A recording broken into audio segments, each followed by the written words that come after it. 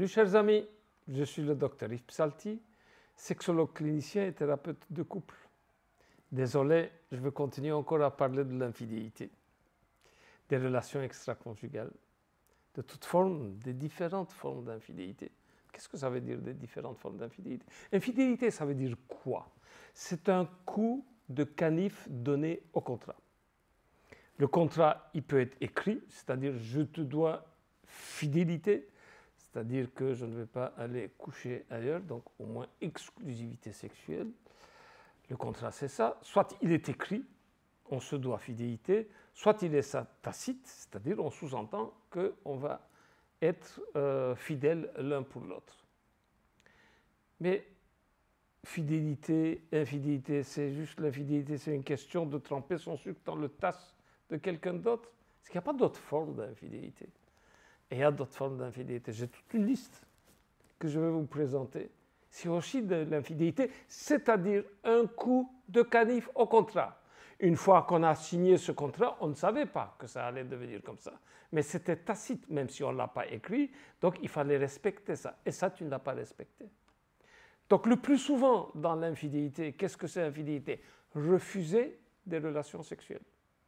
Quand on s'est marié, quand on a signé le contrat, est-ce qu'il était dit qu'on allait faire l'amour pendant 1 an et à partir de 1 an, que tu allais me refuser, que tu allais dire « Ah non, moi aujourd'hui je ne veux pas, j'ai la migraine », que ce soit pour un homme, que ce soit pour une femme. Donc moi j'ai envie de faire l'amour, toi tu me refuses. C'est un coup de canif au contrat. C'est une forme d'infidélité. Parce qu'au début on ne savait pas. On ne savait pas qu'à partir d'une certaine époque, donc la sexualité allait être terminée. Donc on devait continuer la sexualité. Donc c'est une forme d'infidélité, infidélité à la parole tacite. Deuxième forme d'infidélité. Donc c'est souvent chez les hommes, ils vont passer énormément de temps au travail. Il ne va pas rentrer avant 23 heures ou bien minuit à la maison. Et puis il vient, il ne parle pas, il ne fait rien, il se couche. Infidélité. Est-ce que le jour où on s'est engagé, est-ce que tu m'as dit que moi, à partir d'un certain temps, écoute, moi je ne vais pas rentrer à la maison avant 23 ou 24 heures ou 1 heure du matin? Ce n'était pas dit. Et ici, c'est quasiment tous les jours comme ça. Donc il y a un engagement qui a été pris.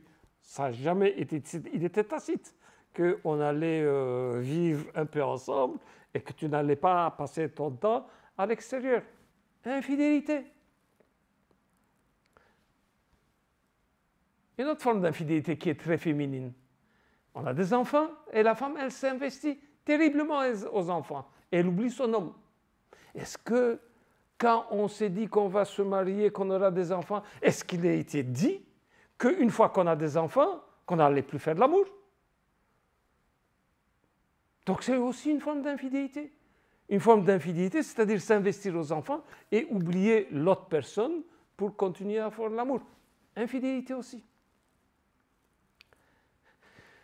Parler des problèmes de son couple aux entourages. Donc, on a des problèmes tous les deux et tu vas essayer de raconter ça aux autres sans me le dire. Et tout le monde au cours de moi sait qu'on a des problèmes de couple. Le jour où je découvre ça, oulala, infidélité. On ne va pas raconter le problème qu'on a à tous les amis, à toute la parentèle. C'est une forme d'infidélité. Devant les amis, on se moque de son partenaire et on dit quelque chose de très intime sur son partenaire qui nous a dit ça en 4 yeux. Normalement, c'est une information que je ne dois pas divulguer. Ou bien c'est un truc, je ne sais pas moi, il y a une femme qui a un problème physique, elle a des petites lèvres qui dépassent de loin les grandes lèvres. Et monsieur, dans un repas un peu arrosé avec les amis, ils sont plusieurs couples, et ils dévoilent ça. Vous savez, ma femme, elle a un complexe. C'est quoi son complexe? Elle a des petites lèvres qui dépassent les grandes lèvres. Elle ne sait plus où se mettre, là, madame. Infidélité. Ou bien le type, depuis un bon bout de temps, il n'arrive pas à avoir d'érection. Et se moquer du type, vous les femmes, vous avez de la chance, vos maris bandent. Vous avez de la chance, vous faites là. Vous savez, le mien, il ne bande plus. Hein. Oula, c'est de l'infidélité, tout ça.